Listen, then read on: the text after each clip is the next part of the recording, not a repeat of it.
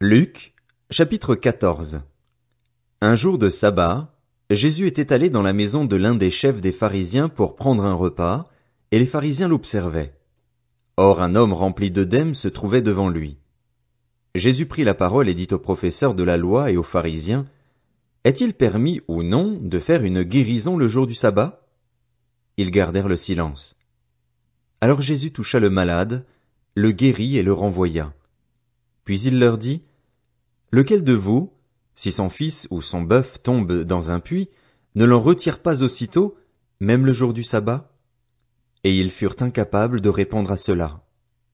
Il adressa ensuite une parabole aux invités, en voyant qu'ils choisissaient les meilleures places. Il leur dit, « Lorsque tu es invité par quelqu'un à des noces, ne te mets pas à la meilleure place, de peur qu'il n'y ait parmi les invités une personne plus importante que toi et que celui qui vous a invité l'un et l'autre ne vienne te dire « Laisse-lui la place ». Tu aurais alors la honte d'aller occuper la dernière place. Mais lorsque tu es invité, va te mettre à la dernière place, afin qu'au moment où celui qui t'a invité arrive, il te dise « Mon ami, monte plus haut ». Alors tu seras honoré devant tous ceux qui seront à table avec toi. En effet, toute personne qui s'élève sera abaissée, et celle qui s'abaisse sera élevée.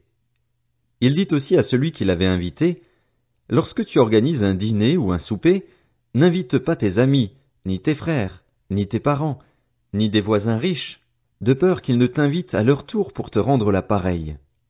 Lorsque tu organises un festin, invite au contraire des pauvres, des estropiés, des boiteux, des aveugles, et tu seras heureux, car ils ne peuvent pas te rendre la pareille. En effet, cela te sera rendu à la résurrection des justes. » Après avoir entendu ces paroles, un de ceux qui étaient à table dit à Jésus, « Heureux celui qui prendra son repas dans le royaume de Dieu. » Jésus lui répondit, « Un homme organisa un grand festin et invita beaucoup de gens. À l'heure du festin, il envoya son serviteur dire aux invités, « Venez, car tout est déjà prêt. » Mais tous sans exception se mirent à s'excuser. Le premier lui dit, « J'ai acheté un champ et je suis obligé d'aller le voir. Excuse-moi, je t'en prie. » Un autre dit, « J'ai acheté 5 paires de bœufs et je vais les essayer. Excuse-moi, je t'en prie. » Un autre dit, « Je viens de me marier, c'est pourquoi je ne peux pas venir. » À son retour, le serviteur rapporta ces paroles à son maître. Alors le maître de la maison, en colère, dit à son serviteur, « Va vite sur les places et dans les rues de la ville et amène ici les pauvres, les estropiés, les aveugles et les boiteux. » Le serviteur dit, « Maître, ce que tu as ordonné a été fait et il reste encore de la place. » Le maître dit alors au serviteur, « Va sur les chemins et le long des haies, et ceux que tu trouveras, oblige-les à entrer, afin que ma maison soit remplie.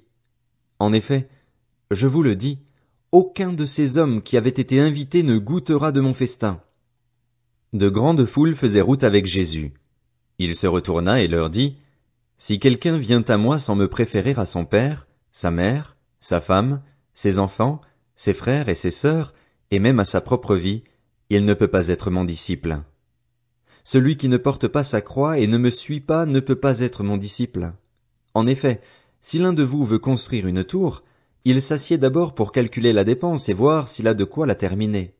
Autrement, si après avoir posé les fondations il ne peut pas la terminer, tous ceux qui le verront se mettront à se moquer de lui en disant « Cet homme a commencé à construire, et il n'a pas pu finir. » De même, si un roi part en guerre contre un autre roi, il s'assied d'abord pour examiner s'il peut, avec 10 000 hommes, affronter celui qui vient l'attaquer avec 20 000.